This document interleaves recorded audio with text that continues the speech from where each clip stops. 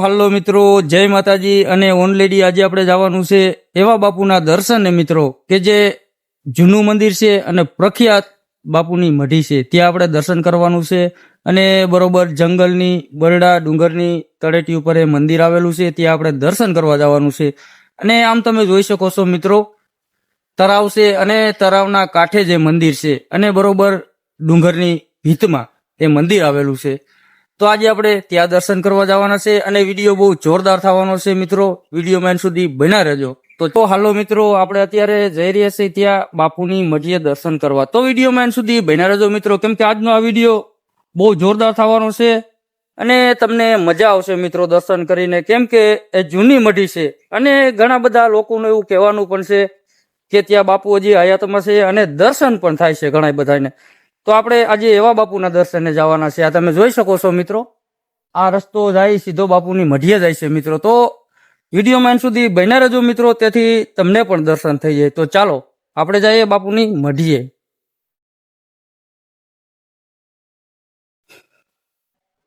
તો હા મિત્રો, આ તમે આ જંગલમાં રસ્તો તમે જોઈ શકો છો મિત્રો. આ રસ્તો સીધો બાપુની મઢીએ જાય છે મિત્રો અને આ ખૂબ જ જંગલમાં રસ્તો આવેલો છે મિત્રો. આ તમે જોઈ શકો છો, આ ચારે બાજુ ડુંગર છે મિત્રો અને ડુંગરમાંથી થઈને આ રસ્તો સીધો બાપુની મઢીએ જાય છે.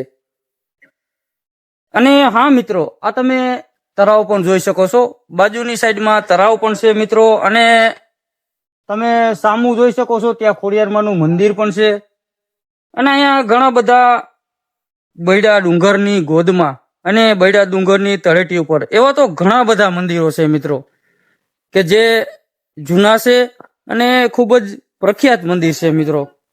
તો આજે આપણે ફરી ટાઈમ મળશે તો તમને મંદિરોના પણ જરૂરથી દર્શન કરાવીશ.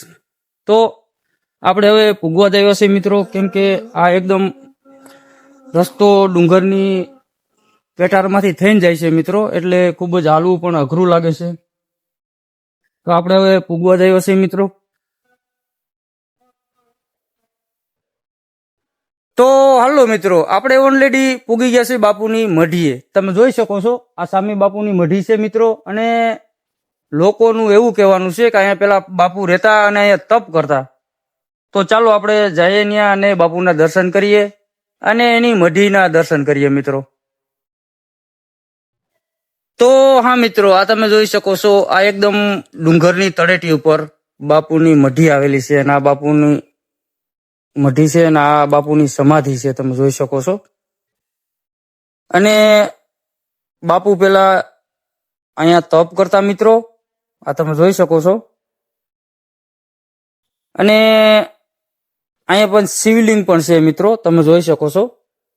આ શિવલિંગ છે શંકર ભગવાનની અને બાપુના પગ પણ હજી હયાતમાં છે મિત્રો, તમે જોઈ શકો છો. અને ઘણા બધા લોકોનું એવું માનવાનું છે મિત્રો કે હજી બાપુ અહીંયા હયાતમાં છે અને ઘણા બધા લોકોને દર્શન પણ બાપુ આપે છે. તો આ બાપુની સમાધિ છે મિત્રો, તમે જોઈ શકો છો. અને અહીંયા બાજુમાં બાપુનું રહેવાનું મકાન હતું, તમે જોઈ શકો છો. એ અત્યારે પડી ગયું છે મિત્રો, પણ નિશાની હજી એમનેમ છે મિત્રો અને ખૂબ જ જૂનું છે. આ બાપુની આ સમાધિ તમે જોઈ શકો છો, ખૂબ જ જૂની છે અને બાજુમાં તળાવ છે, તમે જોઈ શકો છો. અને અહીંયા કોક આવતું પણ હશે મિત્રો, આ તમે જોઈ શકો છો. અને હા મિત્રો, અહીંયા કોક દર્શને આવતું પણ હશે મિત્રો, આ તમે જોઈ શકો છો. કંકુ અને અહીંયા ગણેશ ભગવાનની મૂર્તિ પણ છે, આ તમે જોઈ શકો છો. અને આ ધજા છે, અહીંયા ધજા પણ ઝાડવામાં લગાડવામાં આવી છે મિત્રો બાપુની, આ તમે જોઈ શકો છો. અને હા મિત્રો, એક વાત બીજી કે ઘણા લોકો કહેતા હોય છે કે ભાઈ હું સેવા કરું છું, હું ભક્તિ કરું છું, હું ભગત છું, હું સાધુ છું.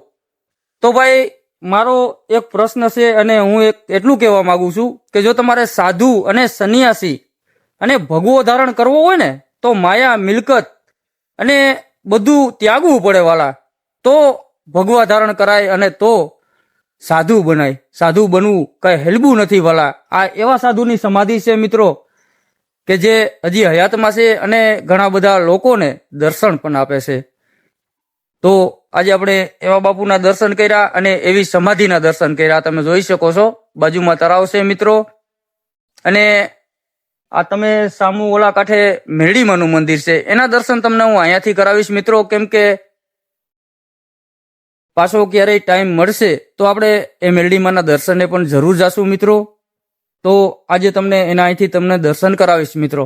તો બાપુ કાંઈક અહીંયા આવી જગ્યામાંથી તપ કરતા હતા મિત્રો, અને આ બૈડા ડુંગરની ગોદમાં એવા કેટલા મંદિરો અને કેટલા ધર્મ સ્થળો છે મિત્રો કે જેને આપણે કલ્પના પણ ના કરી શકીએ. એવા ધર્મ સ્થળો છે, એટલા મંદિરો છે કે જે બહુ જૂના છે અને ખૂબ જ દર્શન કરવાની પણ મજા આવે. તો આ મેરડીમાનું મંદિર છે મિત્રો, અને તમને ઝૂમ કરી અને માના દર્શન કરાવવાનો પ્રયત્ન કરીશ મિત્રો. તો માના દર્શન કરી લ્યો અહીંથી, અને પાછો ક્યારેય આપણને ટાઈમ મળશે તો તમને માના દર્શન જરૂરથી કરાવીશ મિત્રો.